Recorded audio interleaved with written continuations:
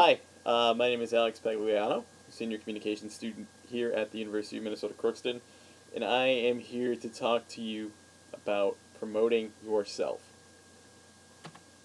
So, the first thing that I would recommend when we talk about this concept of promoting yourself is to be prepared, right? If you walk into that job interview and you wonder, how am I going to land it? And if you just walk in cold, it's just like anything in life. If you walk into a test cold or whatnot, it's going to be very hard to sell yourself. Very few people are confident talking about themselves in general. So it's very important that you have talking points prepared. Uh, this is what I'm good at. This is what I embrace doing. This is something that I look forward to doing, or this is something that I can bring to your company. Those are definitely things that you'd like to consider on top of the basics that you should already have prepared. Your resume, your cover letter, all of those things that you should be able to talk about in great depth. Uh, the quote that I like to use when I think about being prepared is that if you build it, they will come. Right? It's a great movie for. It's a great movie quote from The Sandlot. Right? You guys have seen The Sandlot, right? Yes. Okay. Great. Great movie. Uh, you got to build yourself into a property that people want to be able to buy into and invest. And the way to do that and seem genuine doing it is preparing that amount of passion going into your speech. So let's get anecdotal. Anecdotal, anecdotal. Yeah, right. I can't sing, but we'll get into that in a couple minutes. So a bit about my story and why I feel like I'm kind of a perfect person to talk about promoting myself or yourself, whatever works, right? We'll talk about that later. Again, uh, I was a high school student. I graduated early from high school. While in high school, I interned for the Ontario County Public Defender's Office in Ontario County, New York. It's the second biggest suburb outside of Monroe County, surrounding areas. So we definitely dealt with a fair share of criminal cases, and I got to do a lot of stuff as a high school student. Once I graduated high school, I went to a private school in Geneva, New York, Hobart and William Smith Colleges. And while I was at Hobart and William Smith Colleges, uh, I maintained an internship with the Buffalo Sabres, the Buffalo Bandits, the Rochester Red Wings, thinking that I would go in the lines of athletic communications. Uh, did things with the National Collegiate Athletic Association. I scored these internships because I was confident in myself that if I put the work in, it would eventually pay off later. So we were talking about that preparation aspect of it. That preparation aspect prepared me to go successively from one internship to another. Uh, whether it was the resume, the work experience, the positive work reviews that I got from other people. You want to be able to build yourself into something that people want to be able to associate with. And that's very important. So before we move on to the next slide, actually, let's talk about this concept of what makes you unique. I know that's kind of a cliche term where we talk about everybody in this room being unique, but we all are. That's one of the fun concepts of this, is that we all come from a different upbringing. So we all have been raised a little differently, and uh, we all have little bit of a different background. Um, but I'm here to tell you that with the right amount of preparation uh, and honest work ethic, we can get you to where you want to be. It doesn't really matter what other people will tell you. Uh, that's one of the great things about this country, is that if you're at the bottom, you can rise to the very top.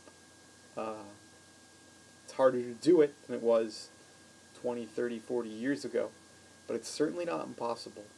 Um, and it starts with the belief and the confidence in yourself. But when we talk about confidence, this is very important. We'll skip this slide and we'll come back to it. You gotta own your personality and own yourself, right? There's one prominent example that I like to talk about because it's really easy. Is there really a better self-promoter right now than Donald Trump? Every day he's, I'm leading all the polls, I'm doing this, I'm doing that. People are going to love me. People are going to get bored of winning, right? Uh, Donald Trump is great at being Donald Trump because, let's face it, Donald Trump's political platform to this point is, I'm going to get it done because I'm Donald Trump. And he's winning. So it's working, right? Um, he's mastered this public persona of him that people trust because of his success, because of that preparation, because of that plan that he has for himself and the image that he projects, right? I know that, the intended audience of this is probably college kids, but I don't think you see Trump hanging out with pictures with beer on Facebook or social media, things that would present a negative self-image of yourself to prospective employers. Just throwing it out there. Mr. Trump definitely owns his persona. He believes in himself. He's confident. He feels like he can do anything. And that's great. But here's what I'm here to caution you about when we talk about this in this regard. There's a fine line between owning it and owning it too much. I think a lot of people think Donald Trump owns it too much. It's okay to be confident. It's okay to be cocky. It's not okay to be too cocky. And I think that's the important distinction that you want to draw there. So skipping back, let's talk about this concept of mastering a skill, right? In the 21st century workforce, you want to be able to master a skill. The one skill that you preferably want to master is probably something in math and science, because let's face it, it makes a lot of money, right? But really, it's finding that passion, devoting yourself to that passion, and being good at it, and being able to demonstrate an explanation of saying, this is what I love to do, this is why I'm good at it, and being able to walk in with that confidence every day to say, this is how I want to spend the rest of my life, I want to be able to say, I walked out with a great self-image, I love what I did. That's the kind of image that you want to walk out with. Positive self-image and promotion of yourself are very correlated.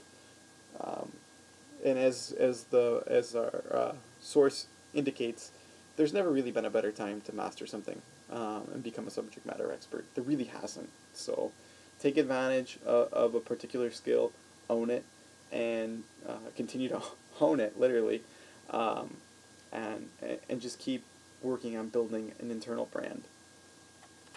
So let's talk about the last slide of this. I feel like a lot of people get negatively connotated with this notion of that they can't do things. And I feel like that's the worst thing to associate with promoting yourself. I feel like we hear it because other people say we can't do things. Or society tells me I can't do this for whatever reason. You can, right? It takes a belief in yourself, preparation to get to where you need to be, whether it be college, high school, vocational training, whatever it takes to get you to where you need that plan and preparation. Support from along the way from people that truly care about you, right? A lot of people are going to tell you no in life, but if you get help from a couple of friends, you'll be all right. You'll be all right. And then the fourth thing we talked about is once you get that preparation down, it's about mastering that skill and being able to demonstrate, this is what I do, and this is what I own, right? That owning portion that we talked about is very important. So what I'd like you to do is I'd like you to turn, as we conclude this, to the person to your left, and simply come up with an I am statement. I am blank. Can be whatever you want to be. But I encourage that person that you talk to, whether that be a friend, confidant, or stranger, to hold you to that goal. Because at the end of the day, the person who has the onus for promoting themselves and responsibility for doing such is ourself. But having a friend, confidant, or acquaintance to help you get there is something I certainly recommend. And I wish you the best of luck as you continue on your journey in this challenging economic climate. Thank you